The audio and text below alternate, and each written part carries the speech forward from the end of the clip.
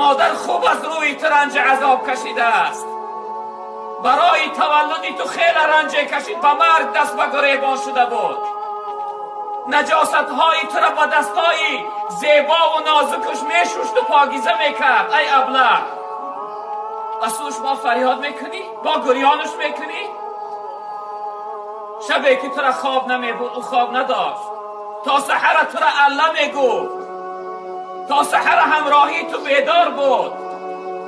وقتی از خواب میخستی خودش نمیخورد و اول تو را میخورانید، خودش بار نمیکرد و تو را میپوشانید که مبادا خنک نخوری.